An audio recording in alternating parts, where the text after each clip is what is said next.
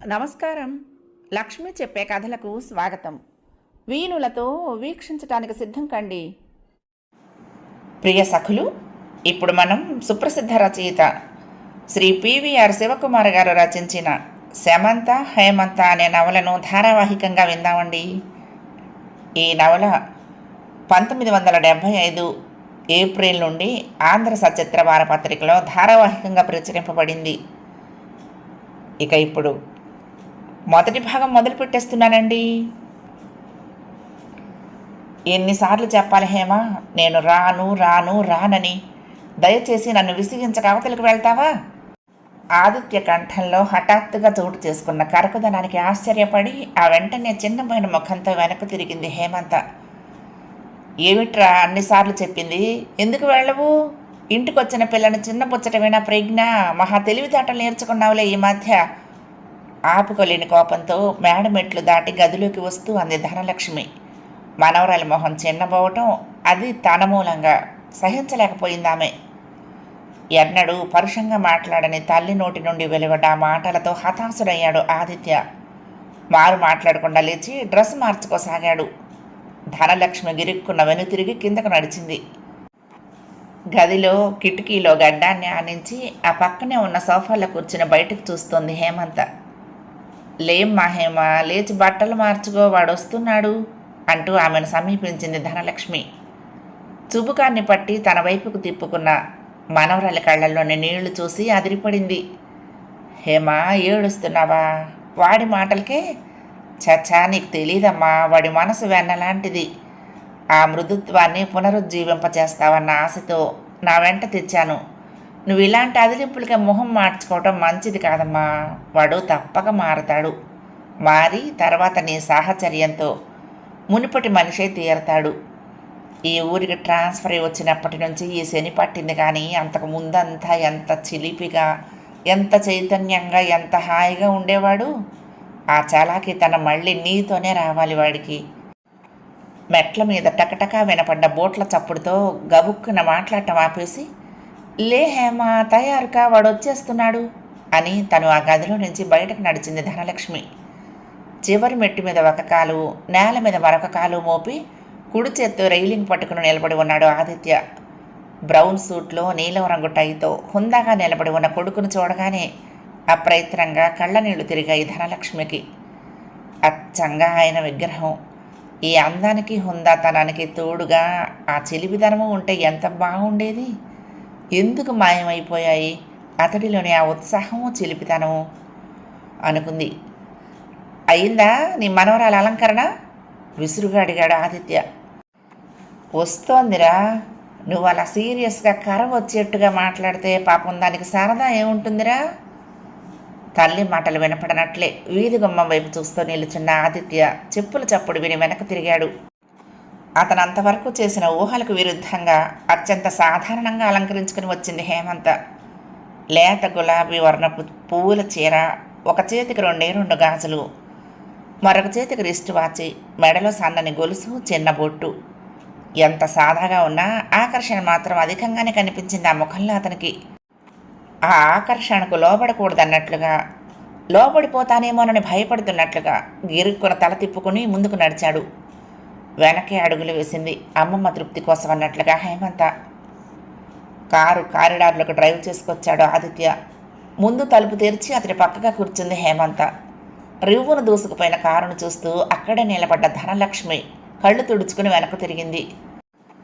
ఏ థియేటర్కి పోనివ్వమంటావు? మిర్రర్లో నుంచి రియర్ వ్యూ దీర్ఘంగా గమనిస్తూ కారు నడపటమే తన జీవిత ధ్యేయం అన్నట్లు ప్రవర్తిస్తున్న ఆదిత్య సెంటర్లోకి రాగానే అడిగాడు. నీ ఇష్టం, క్లుప్తంగా అంది హేమంత. అదేం గడుస్తున్నాం మళ్ళా? నీ కోరిక మీద నేను బయలుదేరాను, కానీ నా కోరిక మీద కాదన్న విషయం గుర్తుంచుకోవటం మంచిది అన్నాడు. నా కోరిక మీద బయలుదేరలేదు. అమ్మమ్మ కోపానికి జడిసి బయలుదేరామన్న విషయం నెప్తికి తెచ్చుకోవటము మంచిది అంది. మారు మాట్లాడకుండా కారును తిన్నగా లజ్ కార్నర్ గుండా రోసరీ చర్చి రోడ్డులోకి పోనిచ్చాడు ఆదిత్య. అభ్యంతరం పెట్టకుండా కారు దిగి అతడి వెనకే బీచ్లోకి నడిచింది హేమంత. ఎక్కువ మంది జనం లేరు. సముద్రపు ఒడ్డున ఉన్న రోడ్డు కూడా దాటి ఇసుకలో కూలబడ్డారు. పాప్కార్న్ కొని ఒక ప్యాకెట్ ఆమెకు అందించాడు ఆదిత్య. పొట్లం విప్పి ఒక్కొక్కటే నోట్లో వేసుకోసాగింది. దాదాపు పావుగంట గడిచింది. జేబులో నుంచి తీసుకుని సిగరెట్ వెలిగించుకున్నాడు. గంభీరంగా సముద్రం కేసి చూస్తూ కూర్చున్నాడు. గాలికి గుర్తున్న ముంగురులు పాలభాగాన చిందరవందరగా పడి అల్లరి చేస్తున్నాయి. స్వచ్ఛత నిండిన ముఖం గాంభీర్యపు తెరపడి మ్లానంగా కనిపిస్తోంది. ఆలోచనలతో నిండి అలసిపోయినట్టుగా కనిపిస్తున్నాయి కళ్ళు. అతని వైపే పరిశీలనగా చూస్తున్న హేమంత్ దీర్ఘంగా నిట్టూర్చింది. ఏమిటి అతని ముభావం? ఎందుకో మానసికంగా కృంగిపోతున్నాడన్నమాట వాస్తవం. ఏమిటా వేదనకు మూలం? అమ్మమ్మ క్షోభకు అంతు లేకుండా ఉంది. ఎంత ప్రయత్నించి ఏ కారణమూ రాబట్టుకోలేకపోయిందామె. పన్నెత్తి పలకనైనా పలకడుట. ఆ మాట ఎత్తితే చాలు అక్కడి నుంచి లేచిపోతున్నాడట. అందమైన ఆ ముఖం వింత గాంభీర్యంతో ఎంత అందంగా ఉంది. కానీ ప్రశాంతి కోసం వెతుక్కుంటూ ఏదో అశాంతితో చెల్లిస్తున్న ఆ కళ్ళు ఎంత దీనంగా ఉన్నాయి. తన వేదనకు కారణాన్ని తెలుసుకోగలిగితే, అతడు కోరుకుంటున్న శాంతిని అందించగలిగితే, ఆ ముంగురుల్ని తన వేళ్లతో సవరించి ఆ ముఖాన్ని తన గుండెలకు హత్తుకుని అతడి మనసుని తన ఓదార్పుతో ఉల్లాసపరచగలిగితే, కానీ ఎలా? అసలు ఎందుకు ఇలా మారిపోయాడు?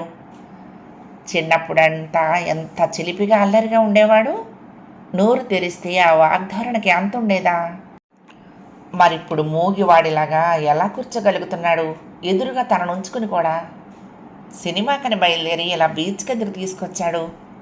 అదైనా ఏ మెరీనాకు కాక జనసమ్మర్ధమే లేని ఈ బీచ్కా?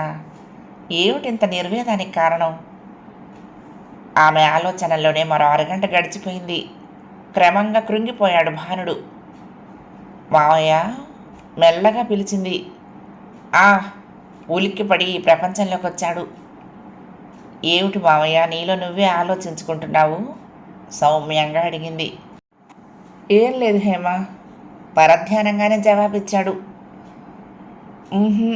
ఏం లేకపోతే ఎందుకంత పరధ్యానంగా ఉన్నావు?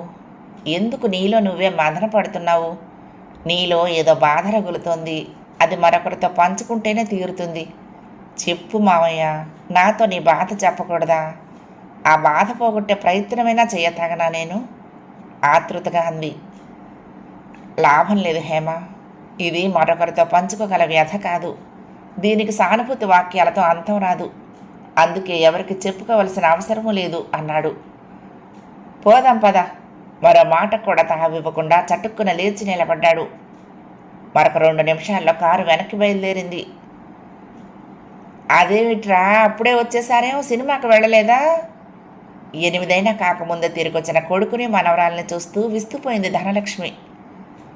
ఆకలిగా ఉంది, అన్నం వడ్డించమ్మా. తల్లి ప్రశ్నకు జవాబు ఇవ్వకుండా చెప్పి పైకి నడిచాడు ఆదిత్య. అప్పటికే గదిలోకి వెళ్ళిపోయింది హేమంత. ఇద్దరిని చూసి దీర్ఘంగా నిట్టూర్చింది ధనలక్ష్మి. భగవంతుడా, నాకు ఇంకా మంచి రోజులు ఎప్పటికి రాశావురా అనుకుంటూ. 11 గంటలు కొట్టింది గోడనున్న గడియారం. విసుగ్గా దుప్పటిని తన్నేసి లేచి కూర్చున్నాడు ఆదిత్య. గంట నుండి ప్రయత్నిస్తున్నా అటు ఇటు ఒత్తిగిలటం మిగిలిందే తప్ప నిద్రపట్టలేదు. శాంతి లేని మనసు, నిద్ర రాని కళ్ళు. లేచి వరండాలకు నడిచాడు. బాల్కనీలో నిలబడి తోటంతా కలిగి చూశాడు. అంబరం నుండి చలువలు కురిపిస్తున్నాడు జాబిల్లి. అర్ధరాత్రి వేళ తననెవరూ చూడటం లేదన్న ఆదమరుపుతో నగ్నంగా వెన్నెల స్నానం చేస్తోంది ప్రకృతి కాంత. ఆమె ఒంటి మీద సబ్బు నొరగలా తెల్లగా విచ్చుకుంటున్న పూలు, ఆ ఒంటి మీద మెరుస్తున్న నీటి బిందువుల్లాంటి మంచు బిందువులు తోటకు వింత అందాన్నిస్తున్నాయి. ఉండుండి వీస్తున్న పిల్ల తెమ్మెరల్లో కలుస్తున్న నైట్ క్వీన్ సువాసన మత్తు గొలుపుతోంది. తలుపులు దగ్గరగా లాగి చప్పుడు కాకుండా మెట్లు దిగాడు ఆదిత్య. మెట్ల పక్కగా ఉన్న హేమంత గది కిటికీ తలుపులు బోర్లగా తీర్చుకునే ఉన్నాయి. బయటకు నడవబోయి అప్రయత్నంగా ఆమె గదిలోకి చూశాడు. తోట వైపు కిటికీలో నుంచి చారలుగా హేమంత ముఖం మీదకు పడుతోంది వెన్నెల. ఆ పాల వెలుగులో నిర్మలంగా మెరుస్తోంది ఆమె ముఖం. కల్మషరహితమైన చిరునవ్వు గులాబీ రేకుల్లాంటి పెదాలపై పరుచుకుని నర్తిస్తోంది. ఒక్క నిమిషం పాటు ఆ మొహంలోకి చూస్తూ ఉండిపోయి ఆ వెనుక దీర్ఘంగా నిశ్వసిస్తూ కదిలాడు ఆదిత్య. చప్పుడు కాకుండా తలుపులు తెరిచి తను బయటకు నడిచి మళ్ళీ తలుపులు దగ్గరకు లాగాడు. వరండా మెట్లు దిగి తోటలోకి నడిచాడు. 15 గంట సేపు తోటంతా పచార్లు చేస్తూ మోగగా పొదని తీవని పలకరిస్తూ మనసును స్థిరపరచుకున్నాక నెమ్మదిగా మధ్యకు నడిచి ఓ సిమెంటు సోఫాలో కూలబడి వెనక్కు జారగిలబడ్డాడు. చల్లదనానికి ఒళ్ళు జల్లుమని జివ్వున లాగింది. లేవబుద్ధి మాత్రం కాలేదు. అలాగే కూర్చుండిపోయాడు. తిరిగినంతసేపు చెదిరిపోయిన ఆలోచనలు స్థిమితంగా కూర్చోగానే తిరిగి చుట్టుముట్టాయి. పాపం ఎంత తపన పడుతోంది హేమ. ఎలాగైనా తనని సుముఖుణ్ణి చేసుకోవాలని, తన వాణ్ణి చేసుకోవాలని ఎంత ఆరాటం పిచ్చి పిల్ల. శవ కళ్యాణంలో ఏం సంబరాన్ని ఊహించుకుంటోందో. అవును, జీవోత్సవం లాంటి తనతో కళ్యాణం ఏ యువతికైనా అంతకంటే ఎక్కువే అవుతుంది. చిన్నప్పుడు చింతపిక్కల వంటి ఆటల దగ్గర నుంచి తొక్కుడు బిళ్ళ ఆటల దాకా ఇద్దరు కలిసి ఆడుకున్నారు. దొడ్లోని జామ పిందెలు పెద్దవాళ్లకు తెలియకుండా కోయటం దగ్గర నుంచి ఊరి బయట మామిడి తోటలో కాయలు దొంగలించటం దాకా ఇద్దరు కలిసే చేసేవాళ్ళు. తల్లి లేని పిల్ల కావటాన అమ్మకి మనవరాల మీద చాలా ఆపేక్ష ఉండేది. హై స్కూల్ చదువు పూర్తయ్యేదాకా ఇద్దరు ఒకే స్కూల్లో చదివారు. కాలేజీకి రావడంతోనే ఆమె తండ్రి దగ్గరికి వెళ్ళిపోవటము, తను పొరుగురికి రావటము జరిగాయి. క్రమంగా తన పరిధి పెరిగిపోయి ఆమె సాన్నిహిత్యం మరుగున పడిపోయింది, మానసికంగా కూడా. తిరిగి ఇన్నేళ్లకు తన మనసున్న ఈ పరిస్థితిలో మొన్న అమ్మతో కలిసి వచ్చింది తమ ఇంటికి. పిచ్చి అమ్మ. హేమంత్ని చూడగానే తను మారిపోతాడని, వివాహానికి సుముఖుడైపోతాడని తలచి ఉంటుంది. వివాహం అంటే తనకు విముఖత లేని పక్షంలో హేమంతతో వివాహానికి సుముఖత చూపించి ఉండేవాడేమో. కానీ ఇప్పుడు హేమంతను మర్చిపోవటం తన తరమా? ఈ జన్మకు సాధ్యమా? ఎంత మాత్రం కాదు. అసలు హేమంతతో పరిచయమే జరగని పక్షంలో హేమంత మీద తనకు మనసు మళ్ళేదేమో. కానీ ఇప్పుడు తన మనసు ఎవరి మీదకైనా మళ్ళగలదా? అసాధ్యం. వసంతంలా తన బ్రతుకులో ప్రవేశించి ప్రేమించటం నేర్పి శిశిరాన్ని మిగులుస్తూ వెళ్ళిపోయింది హేమంత. వాడిపోయిన ఈ జీవితాన పునర్వసంతోదయం ఏ హేమంత ద్వారానైతే మాత్రం ఎలా సాధ్యం? బాధగా కళ్ళు మూసుకున్నాడు ఆదిత్య. క్రమంగా మగతలోకి, ఆ వెనుక నిద్రలోకి జారిపోయాడు. అసలు హేమంతతో పరిచయమే విచిత్రమైన పరిస్థితుల్లో జరిగింది ఆదిత్యకు. ఆ రోజు రాత్రి 11 గంటలు దాటుతున్న వేళ, పగలల్లా హాస్పిటల్లో చాలా ప్రమాదకరమైన కేసు చూసి అలసిపోయి వచ్చి ఆదమరిచి నిద్రపోతున్న ఆదిత్య గది తలుపుల మీద దబదబా చప్పుడు కావటంతో ఉలిక్కిపడి లేచాడు. ఆగకుండా శబ్దం అవుతోంది. విసుగ్గా లేచి తలుపులు తెరిచిన ఆదిత్య ఎదురుగా నిలిచి ఉన్న అమ్మాయిని చూసి ఆశ్చర్యపోయాడు. అతన్ని చూస్తూనే అప్పటి వరకు తలుపులు దబదబా బాదిన ఆమె ఉలికిపాటుగా 2 అడుగులు వెనక్కి వేసింది. ఆదిత్య అన్న పేరు విని డాక్టర్ని ఏ 40-50 ఏళ్లవాడిగానో ఊహించుకున్న ఆమె ఎదురుగా నిలబడ్డ 25 ఏళ్ల స్ఫురద్రూపిని చూసి ఆశ్చర్యంతో స్థాణువైపోయింది. ఏం కావాలండి? ఆశ్చర్యాన్ని తమాయించుకుంటూ అడిగాడు ఆదిత్య. మీరు డాక్టర్ గారు మీరేనా? చటుక్కున స్పృహలోకి వచ్చి అడిగిందామె. అవును. ఎవరికైనా ప్రమాదమా? అర్ధరాత్రి వేళ ఆపదలో ఉన్నట్లు కనపడ్డ ఆడపిల్లను చూడగానే నిద్రమత్తు బద్ధకము ఎగిరిపోయాయి ఆదిత్యలో. మా నాన్నగారికి సీరియస్గా ఉంది. మాకు చాలా కంగారుగా ఉందండి. మీరొక్కసారి దయచేసి. ఆమె మాటలు పూర్తి కాక మునిపి పైజమా మీదే ప్యాంటు వేసుకుని షర్టు గుండీలు పెట్టుకుంటూ అడిగాడు ఆదిత్య. ఎంత దూరం మీ ఇల్లు? రోడ్డు అవతలున్న ఆ పెంకుటిల్లేనండి మాది అంది. ఐసి అదేనా? అయితే పదండి. బ్యాగ్ చేతిలోకి తీసుకుని ఆమె వెంట నడిచాడు. రోడ్డు దాటుతూ అడిగాడు. ఏమిటి మీ నాన్నగారి కంప్లైంట్? గుండె నొప్పి ఉన్నట్లుండి ఉధృతంగా వస్తుందండి. ఈవేళ సాయంత్రం కూడా బాగానే ఉన్నారు. రాత్రి 9 గంటల వేళ మళ్ళీ నొప్పి వచ్చేలా ఉందమ్మా అన్నారు. మామూలుగా వాడుతున్న మందు వేశాను. ఛాతీకి వేడివేడి కాపు పెడితే సర్దుకోవటం మామూలు, అదే చేశాను. కానీ తగ్గలేదు. అరగంట నుంచి బాధతో మెలికలు తిరిగిపోతున్నారు. మా నాన్నగారిని ట్రీట్ చేస్తున్న డాక్టర్ గారి ఇల్లు ఇక్కడికి చాలా దూరం. మీరు ఈ మధ్య ఇక్కడ చేరారని తెలిసి వెంటనే అవసరమనిపించి. పర్వాలేదు పదండి అన్నాడు. ఇద్దరూ ఇంట్లోకి దారితీశారు. మంచం మీద బలరామయ్య బాధతో మెలికలు తిరిగిపోతున్నాడు. ఉండి ఉండి అమ్మా అబ్బా అంటూ కేకలు పెడుతున్నాడు. ఆయన్ని శమంత కదలకుండా పట్టుకోగా ఆదిత్య పరీక్ష చేశాడు. వెంటనే ఇంజెక్షన్ చేశాడు. తాత్కాలిక ఉపశమనానికి మాత్రలు కూడా ఇచ్చాడు. అరగంట తర్వాత కాస్త స్థిమిత పడ్డాడు బలరామయ్య గారు. మరొక 15 గంట సేపు అక్కడే కూర్చుని శమంతకు ఆమె తల్లి సావిత్రికి ధైర్యం చెప్పి గదికి చేరుకున్నాడు ఆదిత్య. నిన్న రాత్రి మీరు చేసిన సహాయానికి మీకు చాలా రుణపడిపోయాం మేము. మర్నాటి ఉదయం హాస్పిటల్కి వెళ్ళబోతూ వచ్చిన ఆదిత్యతో అంది సమంత. డాక్టర్గా ఇది నా విద్యుక్త ధర్మం. పట్టా పుచ్చుకునే ముందు ఇటువంటి పరిస్థితులు అన్నింటికీ సిద్ధమని ప్రమాణం చేసే పుచ్చుకుంటాము. అందువల్ల ప్రత్యేకించి థ్యాంక్స్ చెప్పవలసిన అవసరం లేదు మందహాసంతో అన్నాడు. అవుననుకోండి, అయినా డాక్టర్గా కాకపోయినా మనిషిగానో.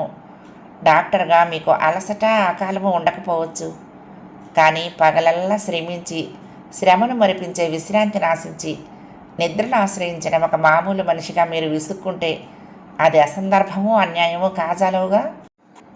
చేతనావస్థలోనూ అచేతనావస్థలోనూ కర్తవ్య విస్మరణ చేయని వారికి కృతజ్ఞత తెలియచేయటము అభినందించటము అనౌచిత్యం కాదనుకుంటాను చిరునవ్వుతోనే జవాబిచ్చింది సమంత. రాత్రి తెల్లవారనిస్తాడా లేదా అన్నంతగా కంగారు పెట్టిన తండ్రి ఉదయానికల్లా హాయిగా లేవగలగటం ఆమెను అనూహ్య అనుభూతులతో కూడిన ఆనందానికి గురిచేసింది. ఆ ఆనందంతోనే తన సహజ లజ్జాభిమానాలను కూడా మర్చి మనసు విప్పి మాట్లాడగలిగింది ఆ ఆనందానికి కారకుడైన ఆదిత్యతో. అంతలోనే సావిత్రి చూపులు చురుక్కున తగలడంతో తలదించుకుంది. రాత్రి మీరిచ్చిన మందులేవో ఈ నోట్బుక్లో రాసివ్వగలరా? మా డాక్టర్ గారికి చూపించాల్సి ఉంటుంది. ఏ పరిస్థితుల్లో ఎలాంటి మందులు వాడింది ఆయనకు తెలియచేస్తే ఆయనకి ట్రీట్మెంట్ సులభంగా ఉంటుందని ఈ ఏర్పాటు చేసుకున్నాం అంది ఓ నోట్బుక్ అందిస్తూ. అలాగే అంటూ ఆ బుక్ అందుకుని, అయినా మీ డాక్టర్ గారి చిరునామా ఇవ్వరాదు, నేనే ఫోన్లో కాంటాక్ట్ చేస్తాను. ఇలాంటి వ్యాధిని ముదరనివ్వటం అంత మంచిది కాదు. ఏ క్షణాన తిరగబెడుతుందో తెలియదు కదా. అంత దూరాన ఉన్న డాక్టర్ ట్రీట్ చేసే కంటే దగ్గరలోనే ఎవరికన్నా కేసు అప్పగించటం మంచిది. అందుకే నేను మాట్లాడతాను. కేసు హిస్టరీ అంతా. సహజంగా తనకు రోగుల మీద ఉండే శ్రద్ధ కొద్దీ అన్నాడు ఆదిత్య. అంతకన్నా కావాల్సిందే ఉంది. ఇదిగోండి, ఇది ఆయన అడ్రస్సు. మీ సహాయానికి ఎంతైనా కృతజ్ఞులం. డ్రాయర్లో నుంచి ఓ విజిటింగ్ కార్డు తీసి అందిస్తూ అంది సమంత.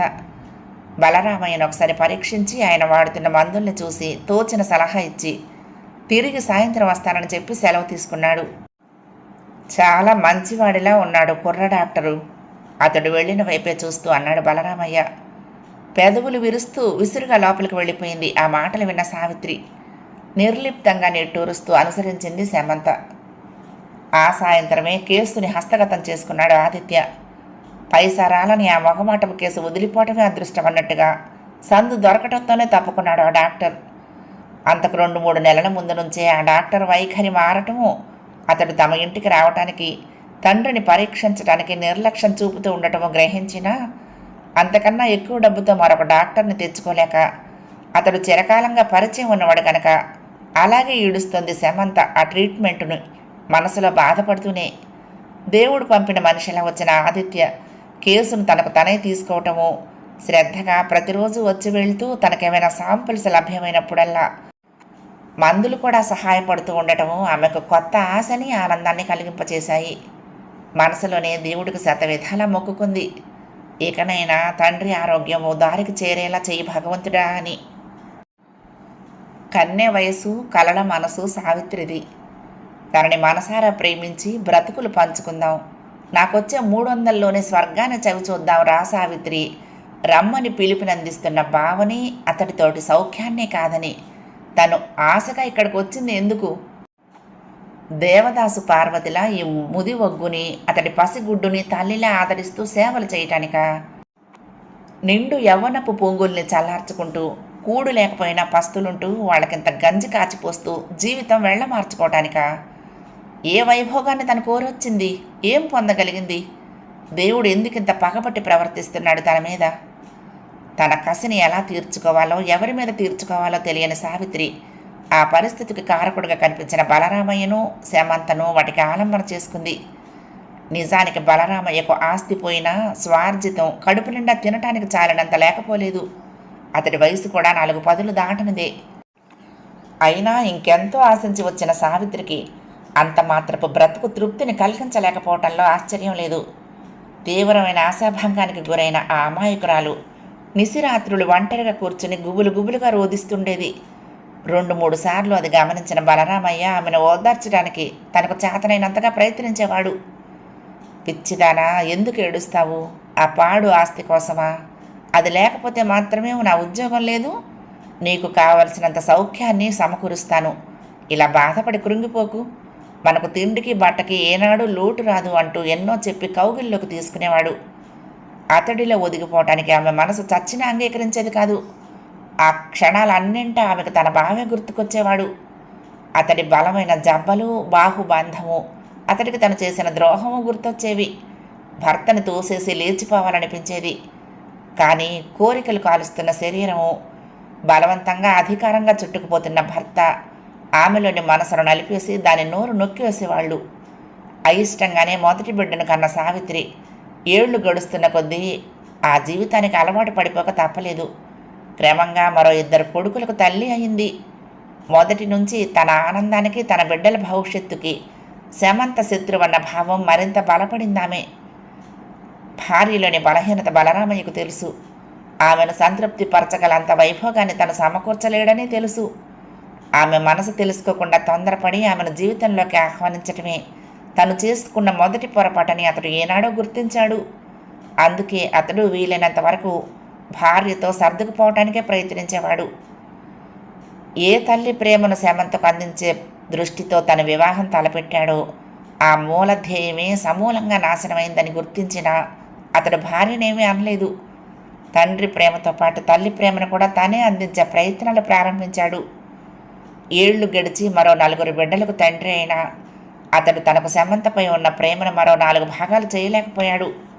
పైగా సావిత్రి తన పిల్లల మీద ప్రేమలో 100వ వంతు కూడా శమంత మీద చూపకపోవటం అతడికి శమంత మీద ఉన్న జాలిని ఎక్కువ చేసింది. అయినా అతడు తన ప్రేమని మాటల్లోనే తప్ప చేతల్లో ప్రదర్శించే అవకాశం ఉండేది కాదు. పొరపాటున ఏ రోజైనా ఆమె కోసం ఏదైనా కొని తెచ్చినా సావిత్రి నానా అల్లరి పెట్టి తన పిల్లల్ని 4 బాది, మీ మొహాలకు ముద్దు ముచ్చట కూడా ఎక్కడుందిరా అంటూ ఏడ్చి రాగాలు తీసేది. దాంతో విసిగిపోయిన బలరామయ్య మనసులోనే ఏడ్చుకుని అటువంటి ప్రయత్నాలు తిరిగి చేయటమే మానుకున్నాడు. మిగతా పిల్లలందరితో పాటు శమంతకి బట్టలు కొన్నా సావిత్రి మండిపడేది. బయటకు వెళ్ళి చదువుకుంటున్న పిల్ల కాస్త మంచి గుడ్డలు కూడా లేకుంటే ఎలాగే అని బలరామయ్య అనునయించబోయినా, మహా చదివేస్తోందిలేండి, అయినా అసలు చదివే వద్దన్నాను నేను, మీరు వినిపించుకోలేదు, ఉన్న 4 రాళ్ళు దానికే పెట్టి బిఏలు ఎంఏలు చదివించండి, నా కొడుకులు 3 3 చిప్పలు పుచ్చుకొని బయలుదేరతారు అంటూ కేకలు పెట్టేది. ఆమె ఎన్నింటికి అభ్యంతరం పెట్టినా ఊరుకున్నాడు. కానీ కూతురు చదువు విషయంలో మాత్రం అతడు పట్టిన పట్టు మీదే నిలిచాడు. చురుగ్గా చదువుతూ ఉత్సాహం చూపుతున్న శమంతని చదువు కూడా ఆపించడం అమానుషంగా తోచింది అతడికి. క్రమంగా ఏళ్లు గడిచాయి. బలరామయ్య రిటైర్ అయిపోయాడు. పిల్లలందరూ పెరిగి చదువులకు తయారయ్యారు. ఖర్చులు పెరిగాయి, రాబడి తగ్గింది. ఆయన పరిస్థితి కాస్త గతుకుల బాటలో పడక తప్పలేదు. వీటన్నిటికీ తోడు అది వరకే అంకురార్పణ చేసుకున్న గుండె నొప్పి వయసుతో పాటు పెరిగి ఈ మధ్య చాలా తరచూ వస్తోంది. రిటైర్ అయిన తర్వాత మరొక ప్రైవేట్ షాపులో పనికి చేరినా తరచూ చెడుతున్న ఆరోగ్యం వలన, ఓపికను హరించిన ముదిమి వలన అక్కడ పని చేయలేక మానుకోవలసి వచ్చింది. అప్పటికే బిఏ పూర్తి చేసిన శమంతనైనా ఓ ఇంటిదాన్ని చేసి పంపేస్తే కొంత బాధ్యత వదిలిపోతుందని ఆలోచించసాగాడు ఆయన. అయితే శమంతకు అప్పుడే పెళ్లి చేసుకుని తండ్రిని ఆ కోపంలో వదిలి దూరంగా వెళ్లాలనిపించలేదు. బుద్ధి తెలిసి యుక్తాయుక్త విచక్షణ జ్ఞానం ఉన్న యువతిగా ఆమె అంత స్వార్థపూరితంగా ప్రవర్తించలేకపోయింది. 3 ఎదిగిరాని పిల్లలు, భార్యతో ఉద్యోగము ఆస్తి కూడా లేని తండ్రి ముందు రోజులు ఎలా ఏడ్చగలడో ఆమెకు అర్థం కాలేదు. అందుకే తను రాసిన టైప్ రైటింగ్ పరీక్షా ఫలితాలు తెలిసిన రోజునే ఆమె తన ఉద్యోగంలో చేరి కుటుంబానికి ఆసరా కాదలుచుకున్న సంగతిని వెల్లడించింది. ఆ మాట వినటంతోనే బలరామయ్య షాక్ తిన్నట్లు ఫీల్ అయ్యాడు. ఇంత బ్రతికి చివరికి పెళ్లి చేయాల్సిన వయసులో నిన్ను ఉద్యోగానికి పంపి నీ సంపాదన తింటూ రోజులు వెళ్ళబుచ్చమంటావా అమ్మా అన్నాడు అతి కష్టంగా. అదేం మాట నాన్న, ఇన్నాళ్ళు నీ రెక్కల ఆధారంగా బ్రతికి ఈనాడు నాకు వచ్చిన రెక్కలతో మీకు సహాయం చెయ్యతాగనా? అదే కొడుకునే ఉంటే నన్ను దూరం చేసుకునే ఆలోచన అయినా మీకు కలిగేదా? కూతుర్నైనంత మాత్రాన కాకుండా పోయానా? ఇప్పుడు నేను నా సుఖం చూసుకుని వెళ్ళిపోతే పిన్నికి తమ్ముళ్ళకి ఎవరు దిక్కు? ఈ ముసలితనంలో మిమ్మల్ని కనిపెట్టుకుని ఎవరు చేస్తారు అంది. పిన్ని తమ్ముళ్ళు వాళ్ళు చాలా ప్రేమగా చూస్తున్నారు తల్లి నిన్ను. నీ మీద వాళ్ళ భారం మోపటంలో అసందర్భమేముంది మరి? పాపిష్టివాణ్ణి, మీ అమ్మ పోయాక మళ్ళీ పెళ్లి చేసుకోకుండా పోయేది. నా ఒక్క ప్రాణం నాకు భారంగా ఉండేది కాదు. తల్లి ప్రేమ రుచి చూస్తావని భ్రమపడి నరకమంతా పోగు చేశానమ్మా. నాన్న, అటువంటి మాటలు అనకండి. మా అమ్మకే మరొక 3 కొడుకులు పుడితే పరిస్థితులు ఇలా ఉండేవి కాదా? కానీ అప్పుడు నీ కష్టాలు పంచుకోవటానికి కనీసం మరొక 4 ప్రాణాలైనా ఉండేవి కదా అన్నాడు. నాన్న, అటువంటి మాటలు అనకండి. మా అమ్మకి మరో 3 కొడుకులు పుడితే పరిస్థితులు ఇలా ఉండేవి కావా? కానీ అప్పుడు నీ కష్టాలు పంచుకోవటానికి కనీసం మరొక 4 ప్రాణాలైనా ఉండేవి తల్లి. ఇప్పుడు మాత్రం లేవని ఎందుకు అనుకోవాలి? రోజులు గడిచిన కొద్దీ పిన్ని మారుతుందన్న ఆశ నాకుంది. మీరు మాత్రం తొందరపాటు మాటలతో ఆమెను బాధ పెట్టకండి అంది. బలరామయ్యకు ఇష్టం లేకపోయినా సమంత ఉద్యోగంలో చేరక తప్పలేదు. మొట్టమొదట వద్దన్న సంసారం అంతా ఆమె రెక్కల మీదే నడవాలని గుర్తించిన బలరామయ్య ఆ సంపాదనను అంగీకరించక తప్పలేదు. బుద్ధెరిగిన నాటి నుండి తల్లి ప్రేమ ఎరగకుండానే పెరిగింది సమంత. తను చేసిన ఏ పని తల్లికి ఎందుకు నచ్చదో ఆ చిన్ని బుర్రకు అర్థమయ్యేది కాదు. తనకి నాన్న తప్ప మరొక ఆత్మబంధువు లేడనిపించేది ఆ పసి హృదయానికి. ఎప్పుడూ బయటే ఉంటూ ఎప్పుడో తప్ప ఇల్లు చేరని బలరామయ్యకి కూతుర్ని సావిత్రి పెట్టే బాధలు తెలిసేవి కావు. చెప్పుకునే మనస్తత్వము సమంతకు అలవడలేదు. తండ్రి ఏనాడైనా తన మీద హద్దులు మీరిన ప్రేమను ప్రదర్శించాడా? ఆ రోజు ఇంట్లో పినతల్లి వల్ల జరిగే రభసకు అంతు ఉండేది కాదు. దేవుడా, మా నాన్నకి నా మీద ప్రేమ ఉంటే ఉండుగాక, అది ఇంతగా ప్రదర్శితం కాకుండానన్నా చేయరాదా అని ప్రార్థించుకునేది మనసులోనే. తమ్ముళ్ళు కూడా ఆమెతో ఆటలకు వచ్చేవారు కాదు. ఆమె వారింట ఓ పని మనిషిలా కనిపించేది వాళ్ళకి. చిన్నప్పటి నుంచి తల్లి పెంపకం ప్రభావం అది. వాళ్ళు ఎలా చూసినా ఏం చేసినా ముద్దులోకి ఆ ముఖాలు చూస్తే, మాటలు వింటూ ఉంటే వాళ్లతో వైరం సాధించాలనో కసి పెంచుకోవాలనో తోచేది కాదు ఆమెకి. వాళ్ళు ఏం చేసినా చిన్నతనపు చిలిపి చేష్టలాగానే తోచేవి. అలాంటి పరిస్థితుల్లోనే బాల్యాన్ని గడిపి యవ్వనంలోకి అడుగిడింది సమంత. ఆమె కాలేజీలో ఉండగానే తండ్రి రిటైర్ అయ్యాడు. ఇంట్లోని ఆర్థిక పరిస్థితులు నానాటికి దిగజారటం గ్రహించాక తండ్రి చేస్తున్న ప్రయత్నాలు ఆమెకు అర్ధరహితంగా కనిపించాయి. ఉన్నపాటున ఆయన చేత ఉన్న కాస్త పొలమో ఇల్లో తాకట్టు పెట్టించి పెళ్లి చేసుకుని తన దారి తాను చూసుకోవటం అమానుషంగా తోచింది. తండ్రిని బలవంతాన ఒప్పించి దొరికిన ఉద్యోగంలో చేరిపోయింది. సమంత ఉద్యోగంలో చేరినప్పటి నుంచి ఆర్థిక పరిస్థితులు కొంత మెరుగుపడి ఆమెకు కాస్త మానసిక స్వాంతన కలిగించాయి. అప్పుడప్పుడు తండ్రి తన వివాహం గురించి గొడవ చేయటము, ఆమె మాట తప్పించి లేచిపోవటము మామూలైపోయింది. సావిత్రికి మాత్రం సమంత ఇలా ఉద్యోగం చేస్తూ ఉండిపోవటమే సంతోషంగా ఉంది. ఆమె వివాహం చేసుకుని వెళ్ళిపోతే తమకు ఆర్థిక సహాయము పోతుంది, తనకు చెయ్యి ఆసరా దూరమవుతుంది. ఆటే చీకు చింత లేకుండా రోజులు గడిచిపోతున్నాయి. కానీ పెద్ద తమ్ముడే ఆమెకు కాస్త కూస్త విచారాన్ని కలగచేస్తున్నాడు. ఏళ్లు గడిచిపోతున్నా అతడికి చదువు మీద శ్రద్ధ పెరగటం లేదు. పీయూసీనే పూర్తి చేయలేక డింకీలు కొడుతున్నాడు. పైగా అతడి సహవాసాలు అంత మంచివిగా కనపడలేదు ఆమెకు. అయినా చిన్నవాడే కనుక బుద్ధి వికసించిన కొద్దీ వాడే దారిలోకి వస్తాడని ఊరుకుంటోంది. ఊరుకొక చేయగలిగింది ఏమీ లేదు. తన పిల్లల్ని ఏమన్నా అంటే కారణం కూడా గమనించకుండా దెబ్బలాటకు దిగుతుంది సమంత మీద సావిత్రి. అది ఎలా ఉన్నా ఈ మధ్య మళ్ళా బలరామయ్య ఆరోగ్యం ఉండి ఉండి తిరగబెడుతూ ఉండటమే ఆమెకు ఆందోళన కలిగిస్తోంది. చిరకాలంగా తమకు సహాయం చేస్తున్న డాక్టర్ కూడా డబ్బు కక్కుర్తికి లొంగిపోయి అలక్ష్యంగా ప్రవర్తిస్తూ ఉండటంతో ఆమె ఆందోళన రెట్టింపయింది. అటువంటి పరిస్థితుల్లో ఆదిత్య పరిచయము, అతడు కేసును చేపట్టడము ఆమెలో నవ్యానందాన్ని, కొత్త ఆశను చిగురింపచేశాయి. మొదట్లో పిన్నికి జడిసి పరాయి మగవాడు, అతడి బుద్ధి ఎలాంటిదోనన్న భావంతోనూ అతడితో ముభావంగానే ఉన్న రోజులు గడిచిన కొద్దీ అతడిలోని నైర్మల్య హృదయపు అందాలు, అతడు తను ఇచ్చిన కొద్దిపాటి డబ్బు మాత్రమే పుచ్చుకుంటూ సంపూర్ణ శ్రద్ధాశక్తులతో మానవత్వంతో తండ్రికి ట్రీట్మెంట్ చేస్తూ ఉండటము ఆమె ముభావాన్ని కరిగింపచేశాయి. పిన్ని తిడుతుందేమోనన్న భావాన్ని కూడా విడిచి కృతజ్ఞతాపూర్వకమైన అభిమానంతో అతనితో మాట్లాడసాగింది. మొదటి భాగం సమాప్తం. ప్రియ సఖులు, ఈ కథ మీకు నచ్చితే తప్పకుండా లైక్ చేయండి, షేర్ చేయండి, కామెంట్ చేయండి, సబ్స్క్రైబ్ చేసుకుని నన్ను ఎంకరేజ్ చేయండి. ఉంటానండి. ప్రేమతో లక్ష్మి, కృష్ణాతీరం దుర్గమ్మ సన్నిధానం. నమస్తే.